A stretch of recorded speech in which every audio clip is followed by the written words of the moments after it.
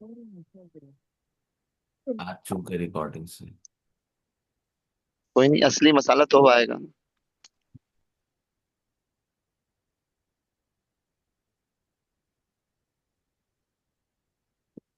हे ईश्वर।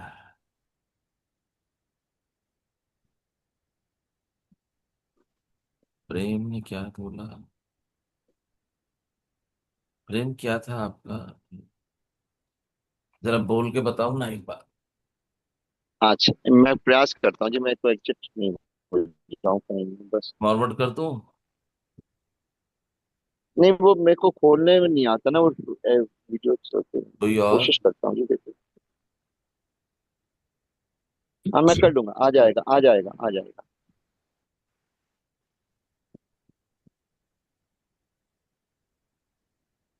नारायण हरि प्रभु जी।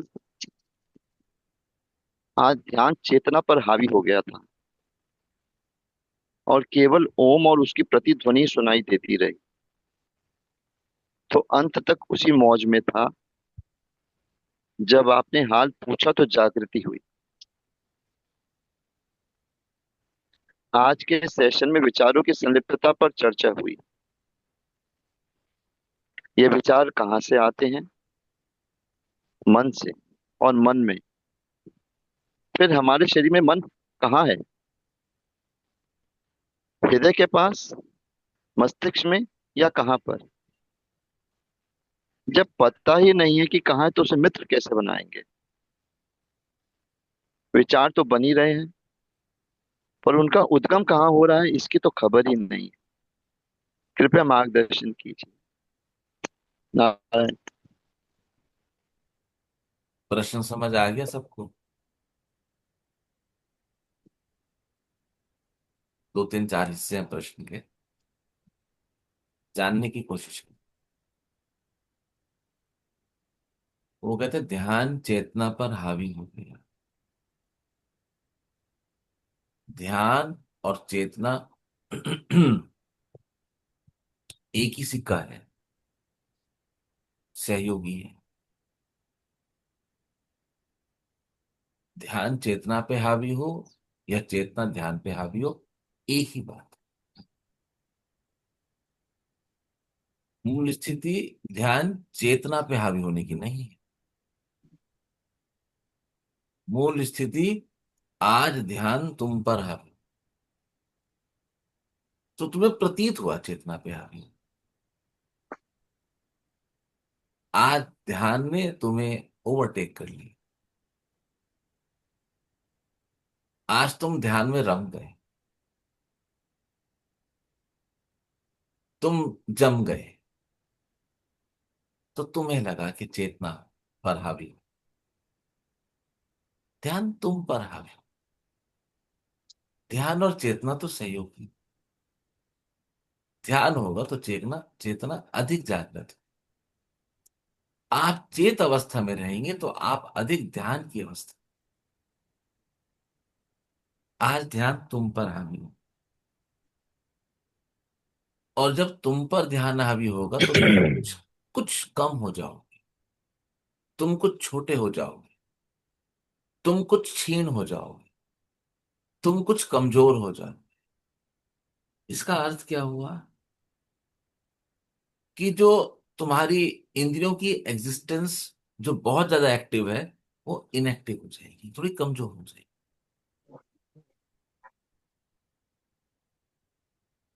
तो इंद्रियां बहुत ज्यादा सक्रिय नहीं बरतेंगी उस समय में। तो जब इंद्रियां बहुत सक्रिय नहीं होंगी, तो फिर और अधिक कोलाहल, और अधिक एक्टिविटी, वो आपको उस समय आप उसके प्रति आपकी सजगता कुछ कम हो जाएगी। और जिस क्रिया में आप बरत रहे हैं, सहजता से ही उस क्रिया के प्रति आपका जागरण और अधिक हो जाए। इसलिए आपको ओम और उसकी प्रतिध्वनि सुनाई देने लगेगी। बस ये इतनी सी ही बात। जैसे जैसे संसार की बहुत सारी अवस्थाओं में आप सिकुड़ने लगेंगे। आप अपने को समेटने लगेंगे, तो आप पाएंगे कि कोई तो है जो सुरताल बजाता सजाता है, कहीं तो कुछ पानी की कलकल है। आप महसूस करेंगे, आप सिकुड़ रहे हैं। और जैसे जैसे आप संसार में अपनी सिकुड़न को जानने लगेंगे, अभी तो विपरीत अवस्था है। हम संसार में फैलाव करते हैं, हम फैलते हैं। मैं अपनी बात से फैल जाऊं, मैं अपने विचारों से फैल जाऊं, प्रॉपर्टी फैला लूं, काम फैला लूं, अब हम फैल रहे हैं। काम फैलाना चाहिए, लेकिन दूसरे को परेशान करके उसका हक मार के काम फैलाया तो क्या फैलाया, इससे कुछ नहीं। तो जैसे जैसे आपके अंग सिमटने लगेंगे, तो आप पाएंगे कि धीरे धीरे आपकी जो इंद्रियां हैं वो अपने सिकुड़न की अवस्था में आ रही है, अर्थात इंद्रियों में अब कोलाहल कम होता है।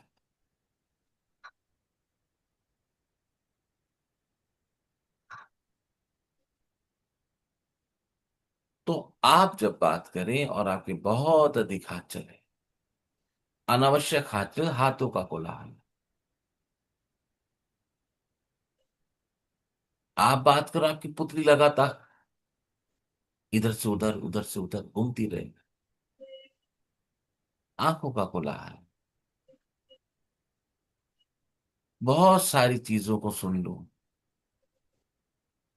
ये काम करते हुए ये भी सुन लूं, ये चला दूं, ये मंत्र चला दूं,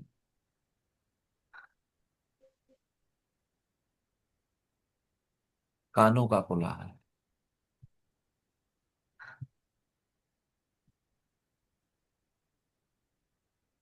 बहुत सारी बातें कर लूं। और जब ये कोलाहल आपके धीरे धीरे,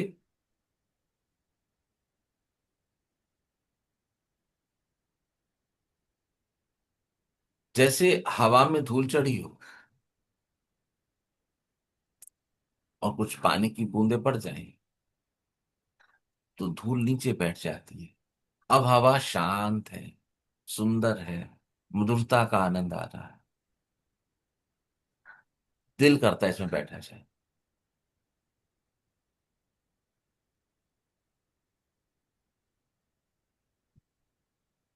तो जैसे उस हवायु में आपको आनंद आए, ऐसे ही जब बहुत सारी इंद्रियों अर्थात पंच कर्म इंद्रियों, जब इन इंद्रियों की एक्टिविटीज में कमी आएगी ध्यान साधना के फलस्वरूप, तो आप पाएंगे कि अब जो एक लहर चलती है स्वर की, वो मुझे अधिक अधिक साफ सुनाई देती है। तो जब आप ग्रुप में ध्यान करेंगे तो आपको ओम उच्चारण और उसकी प्रतिध्वनि, दो चीजें ही है।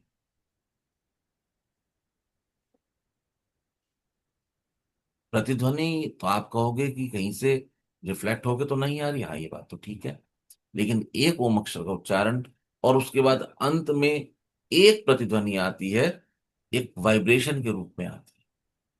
हम जब भी ऑफलाइन सेशन करते हैं, इसका अनुभव अधिक सघनता से आता है। उसकी प्रतिध्वनि आपको और गहराई से समझ आएगी, क्योंकि अब आप अधिक गहरे ध्यान में हैं और आपकी चेतना अधिक चेतन है, अधिक जागृत है। ध्यान और चेतना एक ही चीज है। विचार कहाँ से आते हैं? मन से। आपने प्रश्न किया, आपने उत्तर दिया। और मन में, फिर हमारे शरीर में ये मन कहाँ है? हृदय के पास, मस्तिष्क में, या कहाँ पर? जब पता ही नहीं कहाँ है तो उसे मित्र कैसे बनाएंगे? विचार तो बन ही रहे हैं, पर उनका उद्गम कहाँ हो रहा है, इसकी तो खबर नहीं। चेतना कहाँ है शरीर में? ध्यान कहाँ है शरीर में? प्रेम कहाँ है शरीर में? भाव कहाँ है शरीर में? आनंद कहाँ है शरीर में? आपको बहुत सारी चीजें खोजनी पड़ेगी, चेतना कहाँ है?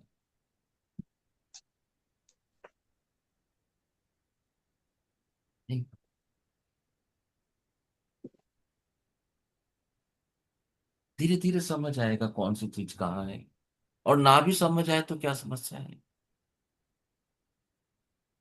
उसमें समस्या जैसी कोई बात ही नहीं। ऐसे तो कोई आवश्यकता नहीं कि हमें मन का पता होगा तभी हम उसको मित्र बना पाएंगे। हमें बहुत सारे लोग हैं हमें जिनको नहीं मिले, एड्रेस नहीं है, हम उनको सहयोग और सपोर्ट करते हैं। राजनीति इसका सबसे अच्छा उदाहरण है।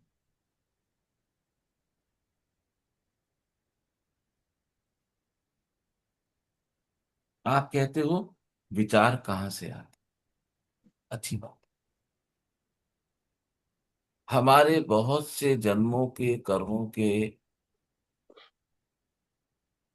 फलस्वरूप जो भाव हमारे शरीर के अलग अलग अंगों में मेमोरीज लिए बैठे हैं, वो जब एक्टिवेट और डीएक्टिवेट होते हैं तो उनके एक्टिवेशन और डीएक्टिवेशन से हमारे भीतर विचारों का प्रवाह होता है। ये विचार हमारे पूर्व जन्म के जो हमारे संस्कार हैं उनके माध्यम से आए। पहले भी कह के आया हूं कि ध्यान रखना, हमारे शरीर के जितने बॉडी हैं, आज तो विज्ञान भी मानता है इस बात, उन सब के पास अपना माइंड है, उन सब के पास अपनी मेमोरी है। मैं एक उदाहरण से इसको स्पष्ट करूं। आप में जिस जिस भी व्यक्ति को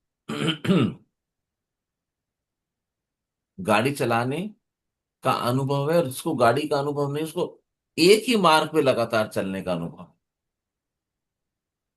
जैसे कि आप शाम को कहीं सैर के लिए जाए, अभी आप गाड़ी चला रहे हैं, आप अपने साथ बैठे हुए व्यक्ति से बात कर रहे हैं, लेकिन आपका पैर अचानक ब्रेक लगा देता है कहीं पर, आपको खबर नहीं होता है।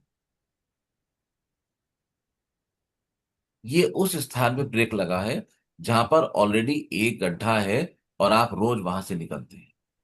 आपके पैर के पास एक मेमोरी है, वो ब्रेक लगा देता है। ऐसा अनुभव संभव है आपको।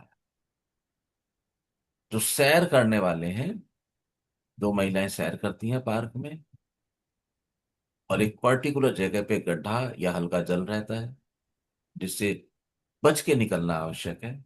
सांझ का समय है और वो दोनों तन्मयता से कुछ ध्यान की बात करती जा रही, और जैसे उस स्थान पे पहुंचे, पांव डगमगा गया, कदम उठा, या तो छोटा पड़ गया या अपने आप ही साइड में पड़ गया। आपके पैर के पास मेमोरी है, शरीर के हर अंग के पास अपना माइंड और अपनी मेमोरी है। उस मेमोरी ने आपको गाइड किया कि इस स्थान पे कुछ अवरोध है, और उस स्थान के माइंड ने, पैर के माइंड ने आपको बताया कि अब कुछ अलग निर्णय लेके चलो।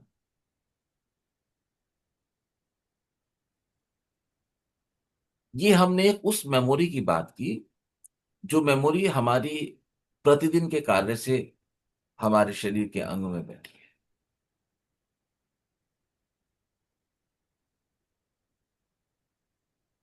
आपको जान के बहुत आश्चर्य होगा कि हमारे जीवन की अधिकतर बीमारियां हम अपने पूर्व जन्म से लेके आते हैं, या तो उसको ऐसा कहना ज्यादा ठीक होगा कि पूर्व जन्मकृत संस्कारों से लेकर आते। उसमें भी ये जानना ज्यादा ठीक होगा कि पूर्व जन्म के जितने भी संचित कर्म हैं उनमें जो हमने क्रियामान कर्म चुने इस जन्म के लिए, उनसे लेकर आते हैं। इसीलिए सामान्यतः आपके शरीर की बीमारी जन्म पत्री बता देती है कि ये बीमारी होने की संभावना है।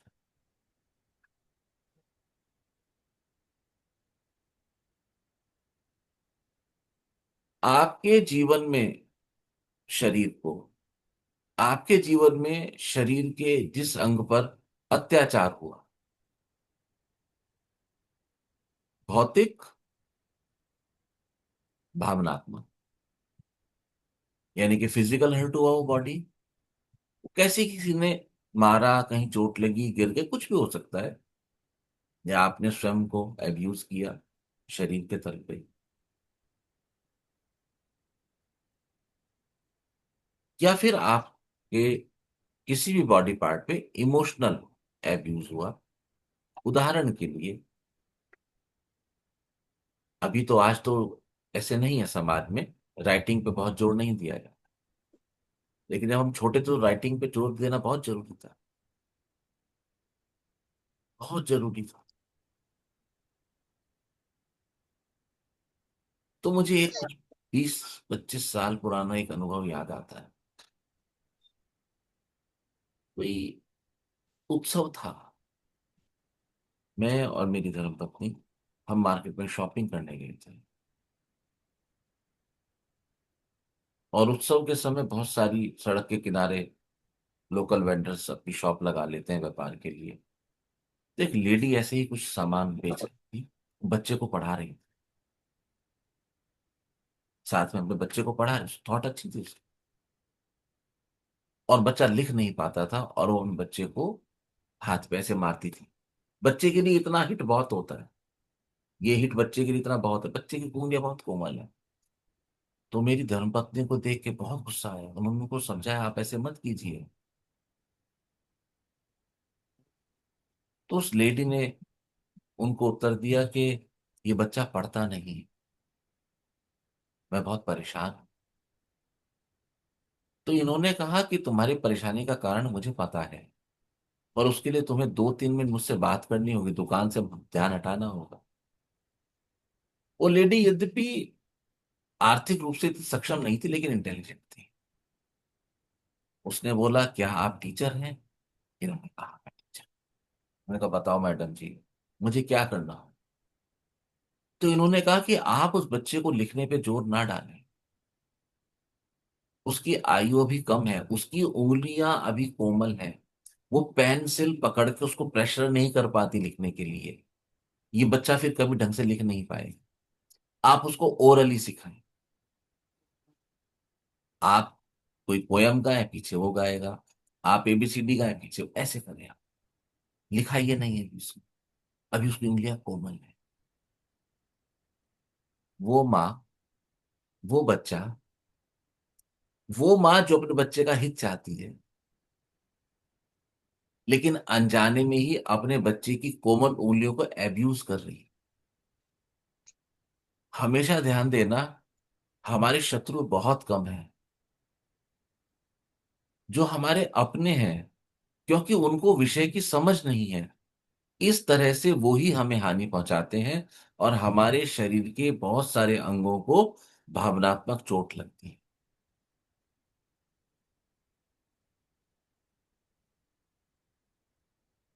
उस लेडी ने इनको धन्यवाद दिया।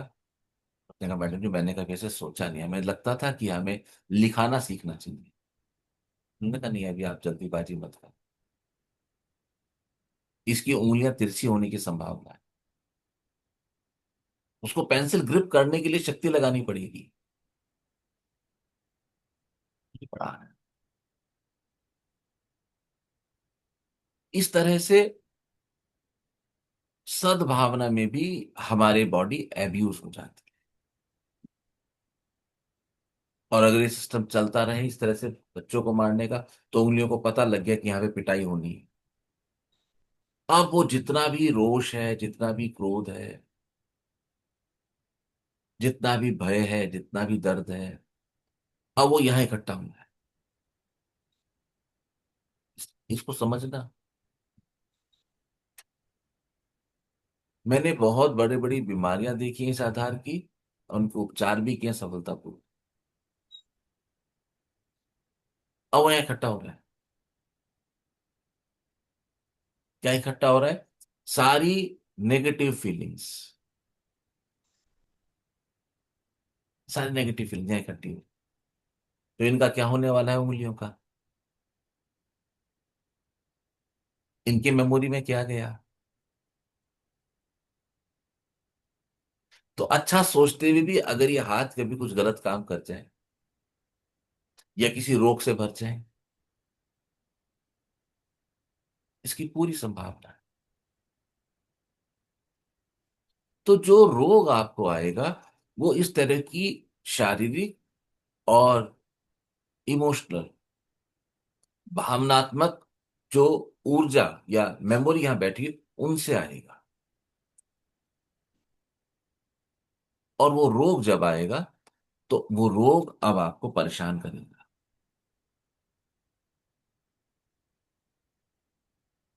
शरीर के हर हिस्से के पास। तो क्या इसकी संभावना है कि मन भी इसी तरह से पूरे शरीर में वितरित हो? शरीर के हर हिस्से के पास मन है, इस पर मैंने कभी ध्यान नहीं किया। अभी तक मैंने एक मन को जाना, मैंने मन को इस कदर एक करके जाना कि सबके मन एक हैं। इस पृथ्वी पर जितने लोग हैं सबके मन एक हैं। मैं अक्सर आपसे कहता हूं, सिर्फ एक मन को जान लो तो सब मनों को जान जाओ। ये एक नया विषय हो सकता है आज मेरे लिए, कि क्या हर बॉडी पार्ट के पास अपना एक मन है? अभी तक तो मुझे लगता है ऐसा बिल्कुल नहीं। ऐसा नहीं। जिस तरह से आपके भौतिक शरीर की उत्पत्ति हुई, आपका शरीर एक यूनिट है, ये बहुत सारी यूनिट का समुच्चय है। कैसे समुच्चय है? बहुत सारे जीवों का, क्योंकि आपके शरीर में एक और ही सृष्टि चल रही है। आपके शरीर के भीतर बहुत सारे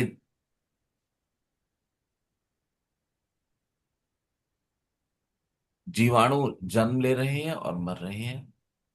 कीटाणु रोगाणु भी हैं। आपका शरीर अपने आप में एक सृष्टि है।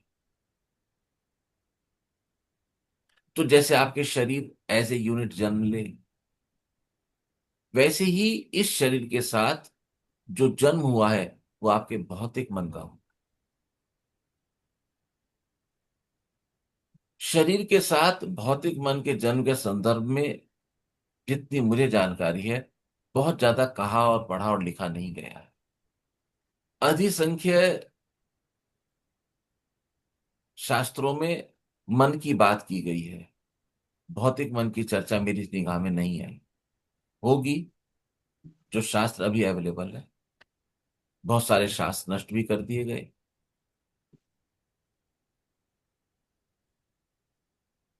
तो जब आप जन्म लेंगे तो एक जो चीज हमें दिखाई दे वो है आपका फिजिकल बॉडी।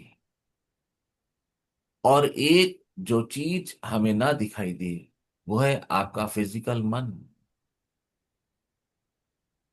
और जब आपकी मृत्यु होगी तब आपके शरीर को जला दिया जाएगा।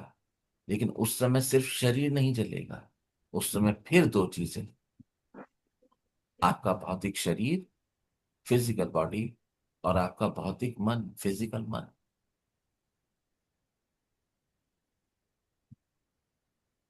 आपका फिजिकल मन ही है जो विचारों के द्वारा पोषित होके, बुद्धि के द्वारा ऊर्जा पाके आपको ड्राइव करता है।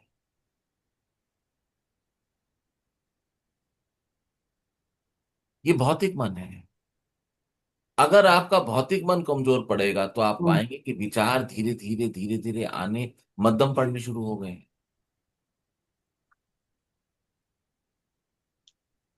यदि आप साधना करते हैं तो आपकी इंद्रियों में कोलाहल कम होता है।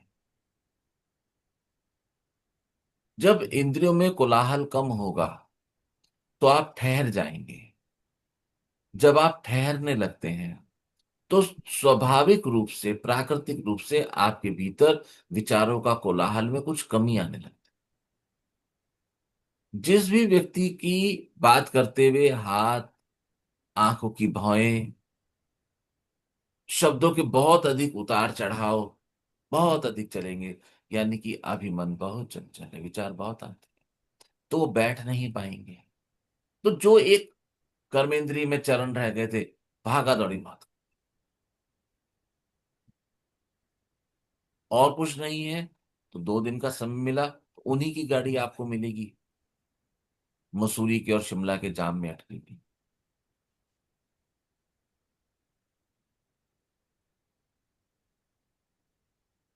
तो मन को जब जानना हो प्रेम, तो दो आधार पे जानने की चेष्टा।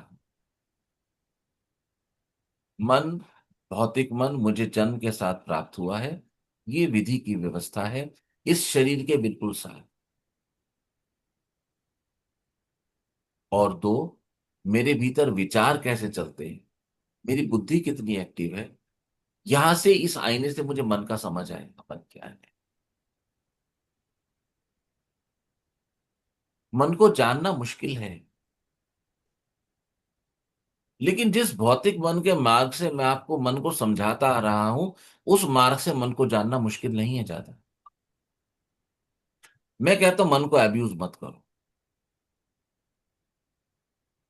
वो स्वामी जी ने बड़ा अच्छा लिखा। वो भी मन से परेशान थे, स्त्री के पीछे तो वो भी गए थे। ऐसा हमें पता नहीं, लेकिन ऐसा सुना है संतों के मुंह से कि उन्होंने एक डेड बॉडी को ही नाव समझ के पानी क्रॉस कर लिया था, सांप को रस्सी समझ बैठे थे। अभी सच क्या है तो जानते नहीं।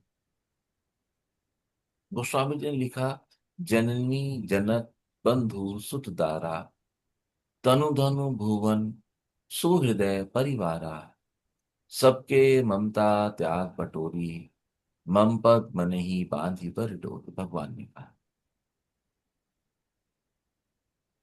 मन के उपाय दिए गए। मुझे ऐसा लगता है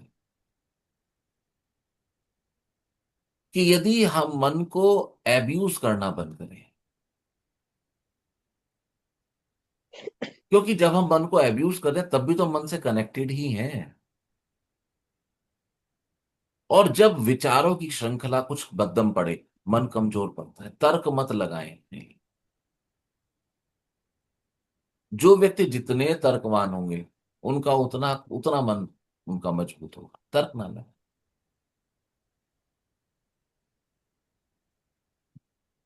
और इस चीज को ध्यान रखें कि ये जो मन आपको घुमा रहा है, इसका अस्तित्व बस सांस तक ही है। एक सांस बाहर गई और फिर इसका अस्तित्व नहीं है। तो इसके अंदर इतनी शक्ति नहीं होनी चाहिए कि ये आपको राइड करना शुरू करे। जब भी आपको अपने मन के बारे में खबर लेनी हो, अपने विचारों की खबर लो। विचारों को आप सहजता से देख पाते हैं। और हमने बहुत अच्छे काम करे हैं विचारों को लेकर। आज जो तुम्हें ठहराव सा फील होता है, तुम लोगों को रिएक्ट नहीं करते हो, उसमें सबसे पहले तुम्हारे विचार ठहरे। और मुझे ऐसा लगता है कि विचार और मन डायरेक्टली प्रोपोर्शनेट है।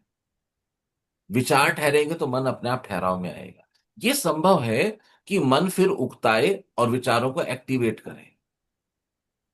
मुझे ऐसा लगता है कि मन को थामने की डोर आपके विचार और आपकी बुद्धि है।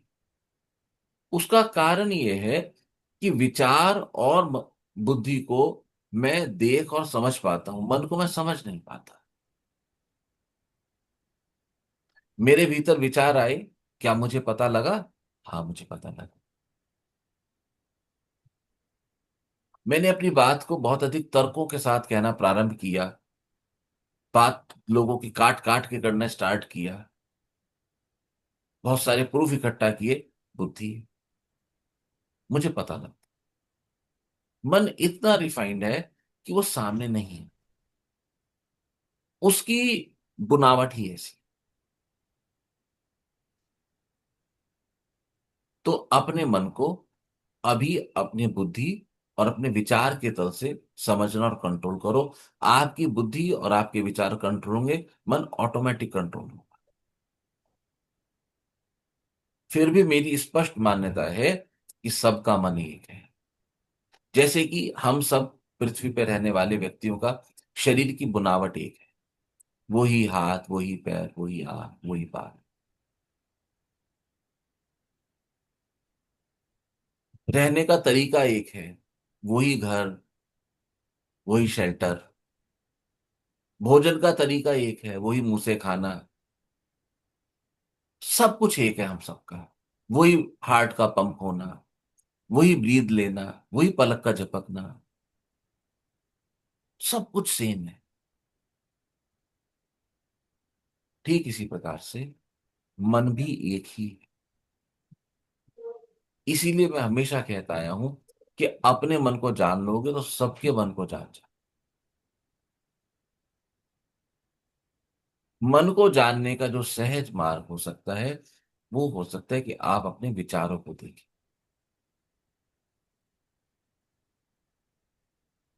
यदि आप अपने विचारों को देखते देखते आगे बढ़ेंगे तो मन को सहजता में ही जाने। क्या ये बात यहां तक समझ आई, या कुछ कंफ्यूजन बढ़ गया है, या कोई प्रश्न है तो कृपया बात करें। सुनने के हिसाब से समझ में आई, झूठ नहीं बोलूंगा। Very good. लेकिन जब बहुत तक बढ़िया। इस वाली क्लिप को 5-6 बार नहीं सुनूंगा, आज साथ नहीं कर पाऊंगा। हाँ, समय लगेगा, ये थोड़ा सा गहरा विषय था।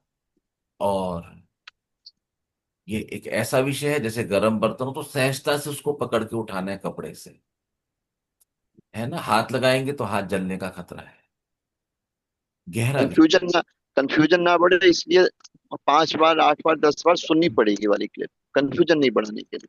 बिल्कुल, अगर कंफ्यूजन नहीं है तो आप ठीक मार्ग पे जा रहे हैं। ठीक है। यहां तक किसी को कोई प्रश्न है या आगे चलने? अच्छा, अब क्या है?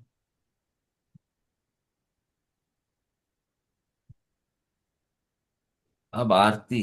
आरती भाई बोलो, आप पढ़ के बताओ क्या है, तो बात करते हैं।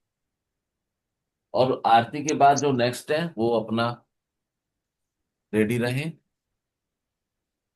मैं 2 मिनट के लिए वीडियो ऑफ कर रहा हूँ, बस जरा सा कोई आया है प्रभु जी, बस 2 मिनट के लिए।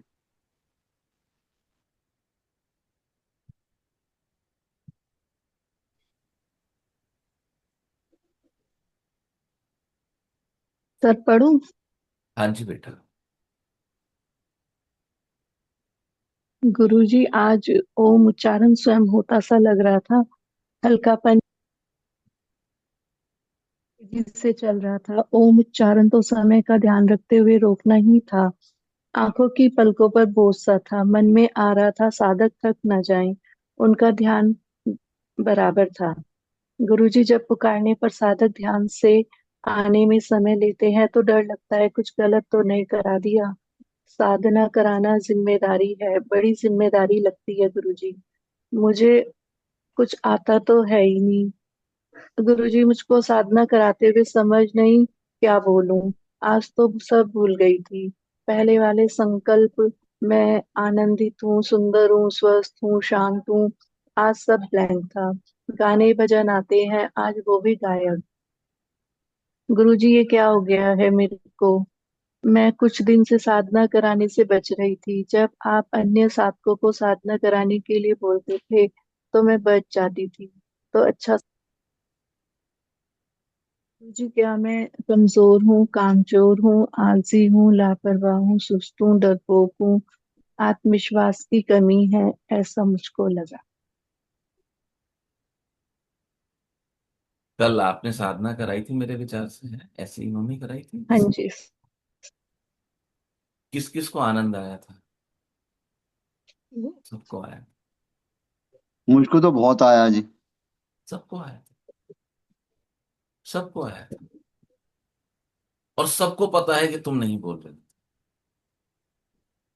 मैं हटा, वो दिखा। यही है ना।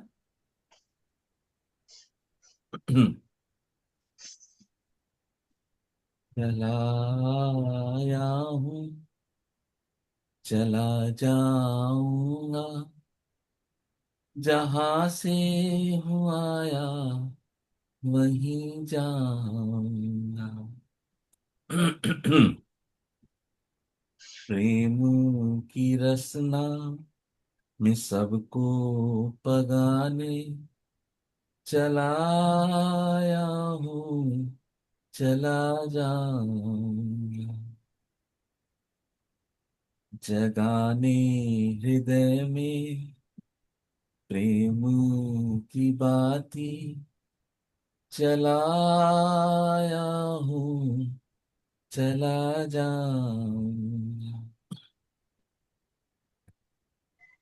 को तुमसे मिलाने की धुन में चलाया हूँ, चला जाऊंगा, कहाँ जाऊंगा, वहां जाऊंगा, जहां से हूँ आया वहां जा। तो आरती परेशान नहीं होते हैं। जब तुम्हें लगेगा कि ना तो मुझे कोई स्क्रिप्ट याद है, ना मुझे कोई सूत्र ख्याल में रहा कि मुझे क्या करना चाहिए, ना मेरे मुंह में शब्द आते हैं, तो ये सबसे अच्छा है। अब तुम नहीं हो, अब कोई अंगुली पकड़कर फूलों पे लिखता जाए, अब वो आके रसना तुम्हें संभाली, अब उसकी धार तुम्हारे गले से होके बहेगी। और कल जो तुमने ध्यान कराया वो बहुत सुंदर था। आज जो प्रेम ने ध्यान कराया वो बहुत ही सुंदर था। आज पहली दफा भाव आया। मैंने प्रेम को ध्यान कराने के लिए धन्यवाद। मैं साधक को धन्यवाद जरूर देता हूँ, आज इच्छा नहीं। धन्यवाद। अच्छा है ना? अच्छा है। और जब वो होके बह ही रही है, तो फिर जो हमने पिछली बार आपके लिए चर्चा की थी, क्यों क्यों अपने को कमजोर, कामचोर, आलसी, सुस्त, डरपोक, कितने सारे नहीं, अपने को अब्यूज मत करो। ये अत्याचार है जो आप स्वयं पे कर। आप ऐसा सोचती क्यों कि मैं ध्यान कराऊं? आप ऐसा क्यों नहीं सोचते कि जिसकी ड्यूटी है वो करा ले आके? हम लाउड स्पीकर हैं, बच जाएं। हम 24 घंटे लाउड स्पीकर हैं, बच जाएं। जब आप अपने अंदर कमियां निकालते तो आप ऐसी इस धड़कन में बरतते हैं, ऐसे धड़कन नीचे जाए। और जब आप स्वयं को प्रेज करते तो धड़कन ऐसे होती है, ऐसे। ये धड़कन यानी कि आपकी अंग अंग की जो नब्ज लय है, लय की बात कर रहा हूं, द बॉडी वाइब्रेशन। और जब ये बॉडी वाइब्रेशन ऐसे जाएगी, आपका शरीर अधिक शिथिल होगा, अधिक तेजी से बुढ़ापे की ओर बढ़ेगा। ये स्पंदन मेडिकल साइंस ने स्टडी कर लिए हैं, वो स्टडी कर चुकी है। एक वृद्ध व्यक्ति के शारीरिक स्पंदन इस लय के होते हैं, और एक युवान व्यक्ति के शारीरिक स्पंदन इस लय के होते हैं।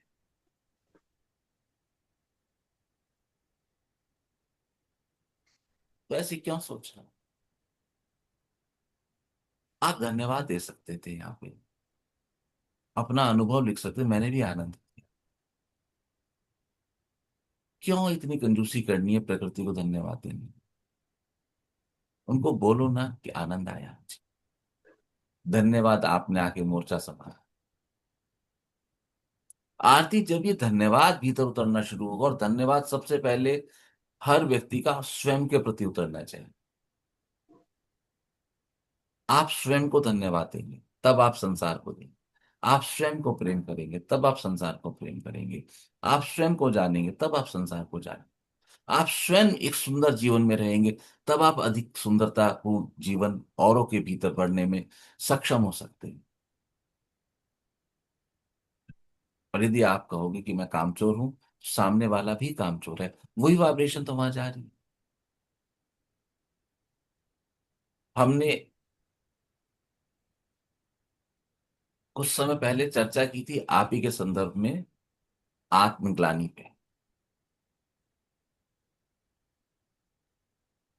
ध्यान है? सुनी थी, रिकॉर्डिंग सुनी थी। आत्मग्लानि, सारा संदेश बहुत सुंदर था। आत्मग्लानि नहीं, ये संदेश उसी का एक्सटेंशन है। आज आत्मग्लानि नहीं बोला तो कुछ हल्के लेवल के, पहले एक हाई लेवल का गुंडा था, अब एक छोटे लेवल के चोर उचक्के लगा दी। लेकिन तसल्ली नहीं हुई तो वहां आत्मग्लानि एक बोल कर रुकी, तो दिया कई सारे लगाए।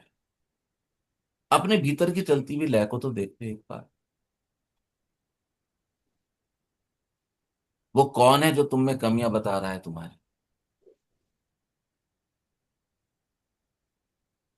वो कौन है जो कमी का बटन दबाता है तुम्हारे भीतर? उसको छिटक के अलग करो, और स्वयं को भौतिक रूप से उच्चारण करके बोलो जब आपको अच्छा लगे और आप एकांत में हो, कि मुझसे अच्छा कोई नहीं। तुम ईश्वर ने बनाया, और तुम ईश्वर की कृति में कमियां निकाल रही हो।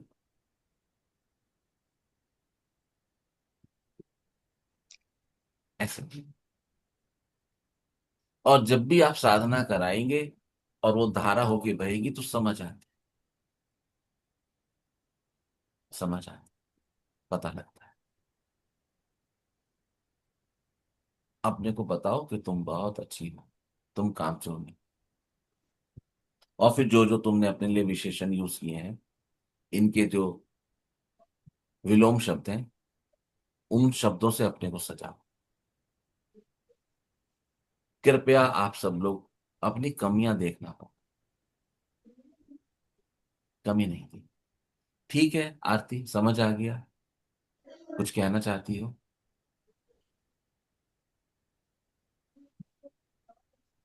सर, कुछ दिन से ना, मतलब जो ये भौतिक तल है ना, ये भी आता है सर।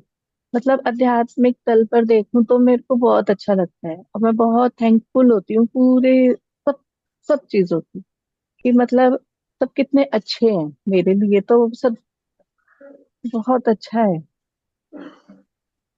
लेकिन सर कभी कभी ना फिर ऐसा लगता है कि भौतिक तल भी तो है ना सर, कि यहाँ से मैं कुछ भी नहीं कर पाई। और सर मतलब मैं कोशिश भी करती हूँ ना, तो कुछ भी मतलब मिलता ही नहीं। कोशिश करती हूँ सर मैं, निरंतरता नहीं रह पाती। तब फिर मेरा मन ऐसे ही करता है कि कमी कहाँ पर है, मतलब तो भौतिक तल भी थोड़ा सा है तो है ही सर। पूरा है। बात हम पर संसार लगता से है कि मैं आलसी हूँ क्या, उस समय कामचोर हूँ क्या, मतलब मैं कोशिश कर रही हूँ पर मैं पहुंच भी जाती हूँ, लेकिन सब वो निरंतरता नहीं रहती, वो चीज मिल नहीं पाती। फिर हार हार और एक निराशा तो आ जाती है। फिर देखो, सर उससे निकल के फिर साधना में आ जाती हूँ, तो वो सब चीजें एक साइड हो जाती हैं, फिर कभी कभी वो कुछ परसेंट तो है। तो आप थोड़ा सा इस बात को ख्याल करो कि आपके सराउंडिंग में जो लोग हैं, जिनसे आप रेगुलर मिलती हैं, कितने लोग आपको कामचोर बोलते हैं, कितने लोग आपको आलसी बोलते हैं, और जो आपने अच्छे अच्छे शब्द अपने लिए चुने थे, इसको ख्याल में लो। कितने लोग बोलते हैं? कोई नहीं बोलता, बस आप बोलते। तो आपको अपने लिए अच्छा होना है, आपको अपने लिए अच्छा हो जाना है। जब आप अपने लिए अच्छे हो जाओगे तो चीजें थोड़ा बेहतर। अब संसारिक तल पे जो डिफॉर्मिटी हो जाती है उसको बदलना मुश्किल है, लेकिन मार्ग फिर भी मिल जाते, मार्ग मिल जाते हैं। और इस बात को कभी मत भूलना, जो व्यक्ति जितने बड़े दर्द से होकर गुजरता है, वो उतना ही बड़ा हीलर बनता है।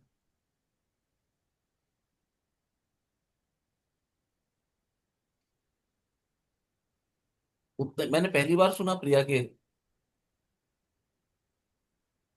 पहली बार, एक तो आज ही सुना मैंने सुबह, जिनका दूसरा भजन है। कल पहली बार सुना था, मैंने लिख के भेजा था ना।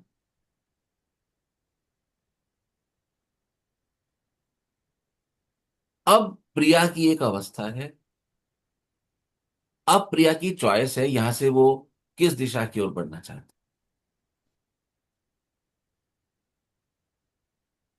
जिसके गले में इतना दर्द होगा, और आपने ख्याल किया प्रिया का स्वरों को उठाने की क्रिया कितनी सुंदर है?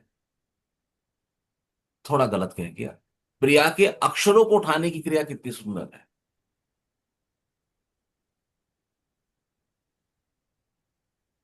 एक एक अक्षर उसका स्पष्ट समझ आएगा। हमारी कुछ दिन पुरानी चर्चा याद करो, जहां मैंने, याद है ना, बोलना सिखाया था।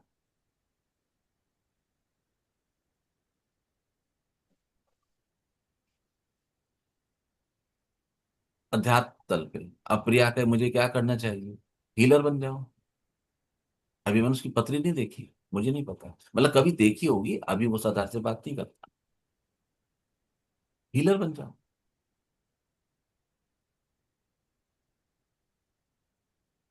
एक तो सबसे पहले कुछ चीजें समझो। अगर जीवन में कष्ट है तो इसका अर्थ यह है कि इस जन्म के जो क्रियमान कर्म है उनमें आपने निश्चित किया है कि मुझे इस जीवन में दर्द से होके गुजरना ही हो। और जो व्यक्ति दर्द से होके गुजर रहे हैं उनके पास अब कोई रास्ता नहीं है, तो दर्द में ही रहेंगे। तो दर्द में ही बरतने लगो। औरों का दर्द कम करो, तुम दर्द में ही बरत रहे हो। तो जब तुम औरों का दर्द कम करोगे तो एक तो तुम दर्द में बरत रहे हो, प्रकृति तुम्हें दर्द देना कम है। और औरों का दर्द निकाल के जो तुम्हें प्रसन्नता मिलेगी, उससे तुम्हारी जीवन बहुत सुंदर, आवेश, पॉजिटिव एनर्जी से भर जाएगा। और इसके साथ साथ जो आपको दिखाई नहीं देगा, आपको एक क्षमा प्रार्थना बहुत होती है, हम लोग करते भी हैं क्षमा प्रार्थना। क्षमा प्रार्थना, क्षमा मिलती है अगर हम लोगों की सेवा करें, कर्मों से मुक्ति मिलती है। तो यदि आपको लगता है कि भाई आपके जीवन में कष्ट अधिक है तो कृपया सेवा। आपको लगता है आपका जीवन बहुत आनंदित है, तब सेवा कीजिए, हीलिंग कीजिए। अपनी एक फील्ड तैयार कीजिए जहां आप सेवा कर सकेंगे। और उन लोगों को कहिए कि आप महान हैं और आप अच्छे हैं, कि आपने मुझे अवसर दिया है।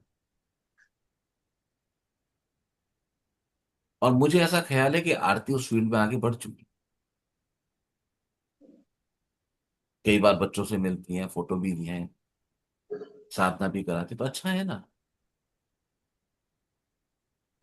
दी हुई भौतिक परिस्थिति के अधीनता में आप जो काम कर रही हैं, वो जो फिजिकली फिट लोग हैं वो नहीं करते इतना।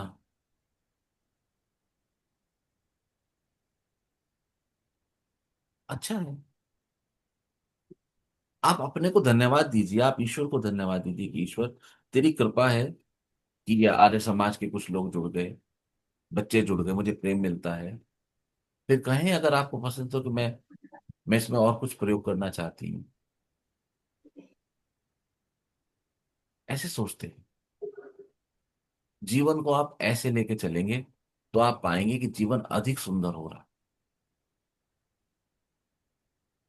हो सकता है आपका बैटलफील्ड, या हो सकता है कि आपका जीवन के कल्याण का मार्ग यही हो, यहीं से होके जाए।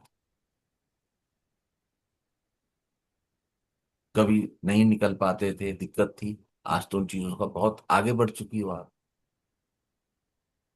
बैटरी रिक्शा नहीं पकड़ पाते थे, आज तो वो सब समस्या खत्म हो गई।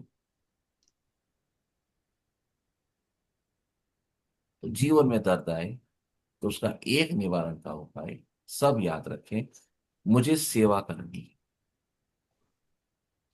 आप कहीं से भी स्टार्ट कर सकते। ठीक है आरती? ओके, कुछ कहना चाहती हो? समय अगर आप बस सर। दोनों, हाँ बोलो। सर सब अच्छा है, बहुत अच्छा है सर, मेरे साथ तो बहुत ही अच्छा है सर। पर कभी कभी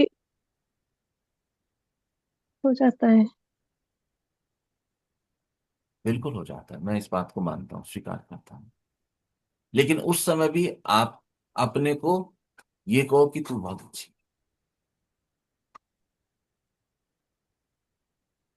तब भी आप भी। सर मैंने ना खुद को अब्यूज नहीं किया, मैंने मतलब अपने से प्रश्न किया कि मतलब क्या मैं ऐसी हूँ, क्या ये वजह तो नहीं है, मतलब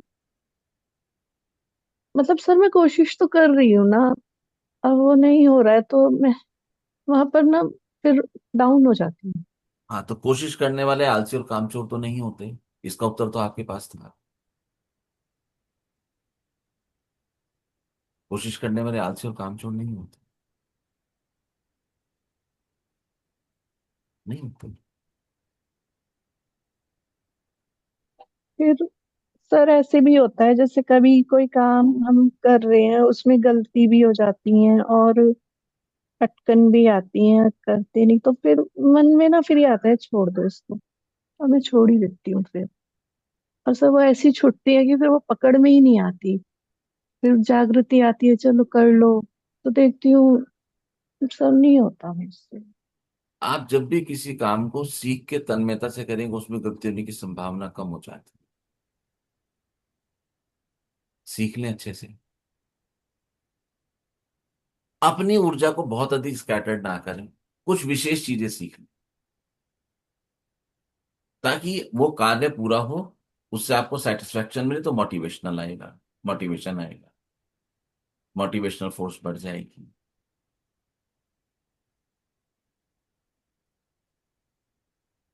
उसके लिए आप सहयोग रख सकते हैं कि आप क्या चीजें अच्छे से सीख सकते हैं। तो अपनी लाइन सेलेक्ट कीजिए। आप किसको सहयोग कर सकते हैं। आप कुछ ऐसे लोगों से जुड़िए जो आपकी फील्ड के, आपकी स्थिति के लोगों को मदद करते हो। उनके पास उनके अनुभव के अच्छे विचार होंगे, उनसे मदद मिल सकती है। शायद 1.5 या 2 साल पहले एक अच्छे सज्जन से कनेक्शन आया भी था, लेकिन वो स्लिप हो गया था। ऐसे। बात समझ आ रही है ना? सबसे पहले बताओ, आई एम टू गुड। मैं बहुत अच्छी हूं। और कुछ कहना चाहते हैं? सर बस ऐसा आशीर्वाद दे दो कि एक बार निकल जाऊं। निकल ही रही सब है। गेट तक आ जाती हूँ, घर के गेट तक आ जाती हूँ, रिक्शा आ जाता है।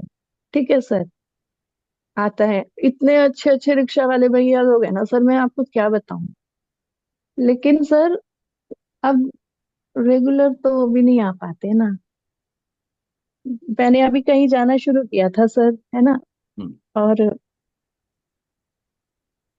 अब वो जो रिक्शा वाले भैया लोग भी हैं वो भी बहुत हेल्प करते हैं, कोऑपरेट करते हैं। मैं घर पहुंच जाती हूँ, उनका बाद में भी फोन आता है, दीदी आप पहुंच गए कि हाँ। ये वाली इस चीज के लिए तो सर मैं बहुत थैंकफुल हूँ उन सबकी, प्रकृति की, जो इतना मुझे सहयोग करती है। लेकिन ना सर जैसे अ, अब वो रेगुलर नहीं आते हैं।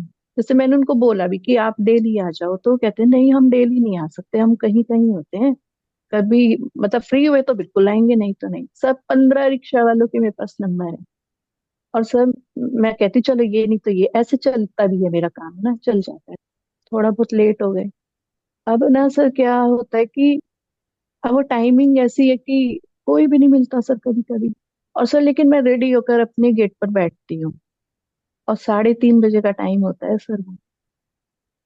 3:30 मतलब अगर मुझे कहीं जाना है तो 1 घंटा मैं पहले रेडी हो जाती हूँ कि मेरे को तो जाना है। और फिर जब मैं अंदर आती हूँ ना घर में अपने, 4 बजे, और सब पूछते तू आज भी बैठी थी, तो वो थोड़ा सा होता है मेरे लिए, मतलब शुरू में तो मैं रो ही जाती थी, फिर मैं कहती थी नहीं रोना क्या है, अब कुछ सोचा है तो करो।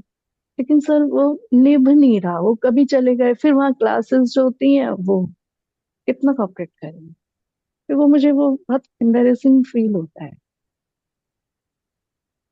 आजकल ऑनलाइन सिस्टम भी है, उसमें कुछ प्रयोग करके देखा? हाँ जी सर, उससे भी हेल्प ली थी, पर कुछ चीजें ना सर जाकर ही होती हैं। किस किस चीज की क्लासेस लेती हैं आप? सर मैंने ना कंप्यूटर क्लासेस वो तो शुरू आप की सीख रहे थे थी। मेरे ख्याल से। हाँ जी। हाँ। और सर मतलब वहां पर भी आपको बताओ ना, इतना अच्छा हो रहा था। वो जो क्लासेस थी ना, वो फर्स्ट फ्लोर पर थी।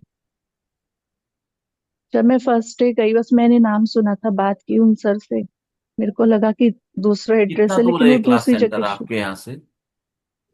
सर 2 किलोमीटर दूर तो जो होगा। वहां पे जो भैया हैं, आप उनसे बात करो एक बार कि भैया मैं आना चाहती हूँ, जो हु इज द ओनर, और ऐसे समस्या है। तो जब आप अपनी समस्या को एक दो लोगों से, समझदार लोगों से चर्चा करते हैं, तो कोई उसका व्यवहारिक सॉल्यूशन निकल जाता है।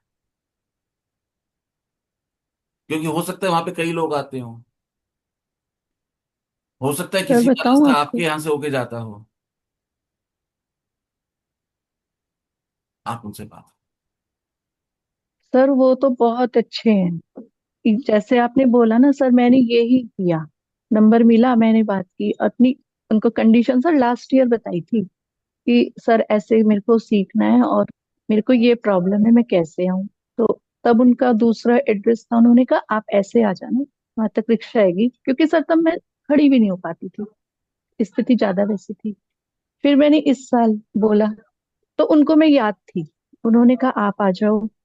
तो फिर उन्होंने कहा अब वहां नहीं आना है, अब वहां आना है, आप आओ। और उन्होंने ये भी नहीं बताया कि अब फर्स्ट फ्लोर है। और सर फिर उन्होंने कहा आप आओ। तो जब मैं गई, एक नई जगह थी, वो दो सर वहां खड़े थे, और वो सर मुझे इतने आराम से ले गए। उन्होंने इतना कोऑपरेट किया कि मतलब मैं तो भगवान को ही देखती रह जाती हूँ कि भगवान, भगवान के रूप में ऐसे। सर मैंने भगवान तो नहीं देखे, पर उन, ये जो सब लोग मेरे साथ है ना, ये भगवान जैसे ही लगते हैं मेरे को ना, कि भगवान यही है। वो ऐसे करके ले गए। और सर इतना कोऑपरेट उन्होंने मेरे को किया ना, कि मतलब उन्होंने बोला कि ये आएंगे, इनको सिखाना है। और मतलब मेरे को रिक्शा तक बिठाने की ड्यूटी भी उन्होंने अपने स्टाफ को दी। मतलब वो कैसे करते थे, मेरे लिए तो बहुत बड़ी बात थी आप सर। उनको एक बार बात करें कि मेरे को आने में उसका, उनको ये मत करना किसी व्यक्ति को लगा, उनको बोले मैं कैसे करूं, अपनी समस्या सर रखना। वो फीस, सर कुछ चीजें ऐसी हो रही है ना कि मतलब अब वो, मैंने उनसे फीस के लिए इतना पूछा कि नहीं फीस नहीं लेंगे हम। सर मैंने बहुत पूछा, मैंने कहा सर आप मुझे फीस बताइए, कि नहीं आपका आना ही यहाँ पर फीस है। सर अब बार बार पूछते, मेरे को भी फिर लगता है। 1 महीने के करीब फीस की मैं बात गई, फिर फिर की जा ये। सकती है, किसी भी तरह से कंपनसेट किया जा सकता है, उसमें परेशान मत हो। अभी आपका वहां तक जाना जरूरी है, 15 रिक्शा वालों के नंबर होने के बाद भी जो आपको दिक्कत हो रही है, तो आपको वहां पर उनसे अपनी समस्या रखनी है। देखो, जब भी हम कहीं किसी स्थिति में फंस जाएं, उसको क्रैक करने का, उसके बाहर निकलने का सबसे सहज उदाहरण, सहज उपाय है कि आप अपनी समस्या को किसी विश्वास पात्र से चर्चा करो, बस। मुझे ऐसा लगता है कि जब मैं अपने भाव को किसी विश्वास पात्र के सामने कहता हूँ, विश्वास पात्र सामने क्यों? ताकि कोई मेरी मजाक ना हो। जब विश्वास पात्र के सामने कहता हूं, तो प्रकृति में भी वो स्पंदन जाए। आपने श्वास ली, मैंने श्वास ली, कहां से आई श्वास?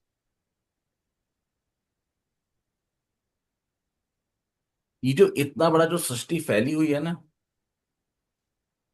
इसके जो लास्ट एंड पॉइंट है, एक सांस में वो सारे पॉइंट हल्के हल्के खींचे हैं, तब जाके एक श्वास भीतर गई, और जब छोड़ी तो सारे पॉइंट धीरे धीरे ढीले होके गए। तो मेरा श्वास सिर्फ मेरी ये इनहेल और एक्सेल नहीं है, पूरे ब्रह्मांड का संकुचन है, पूरे ब्रह्मांड का फैलना है। इसलिए मुझे लगता है कि जब हम अपनी समस्या को किसी एक प्रेमी से, विश्वास पात्र से कहते हैं, तो प्रकृति में वो वाइब्रेशन जाती है, और वो प्रकृति समस्या का हल करने के लिए एकदम से तत्पर हो जाती है। तो ठीक उसी प्रकार से जब हम कहेंगे कि हम, ये सेल्फ एब्यूजमेंट है, मैं अच्छी नहीं हूं, मैं बुरी हूं, मैं, तो प्रकृति में वही वाइब्रेशन जाएगी। प्रकृति अपनी तरफ से कुछ नहीं मिलाएगी, एज इट इज आपको दे देगी। मैं बुरी हूं तो बुरी की वाइब्रेशन जा रही, अब बुरे वाले जो वाइब्रेशन है वो आपकी ओर आकर्षित होना शुरू। अब आपने कहा कि मैं इस समस्या से निकल रही हूं, मुझे निकलना है, मैं निकल रही हूँ, धन्यवाद मैं निकल रही हूँ, तो वो वाइब्रेशन से हटे होंगे। आप बात करें। हो सकता है आने वाले समय में प्रकृति इसका भी कुछ निवारण भेज दे। ठीक है, और कुछ कहना है? ना सर, यही बोलना। अब समय काफी हो गया है, तो प्रियंका के जो प्रश्न आया है उसको हम अगले सैटरडे को लें। ठीक है, या भी?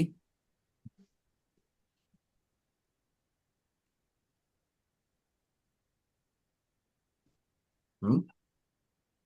सर सर यदि आप बता दीजिए 2 मिनट।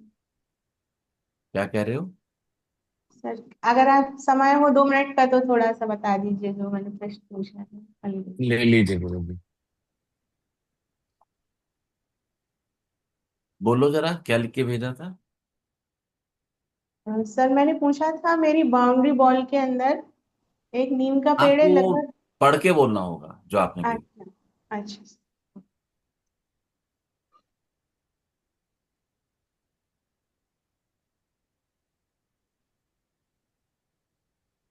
सर, मेरे घर की बाउंड्री वॉल के अंदर नीम का लगभग 30-32 साल पुराना बड़ा सा पेड़ लगा है।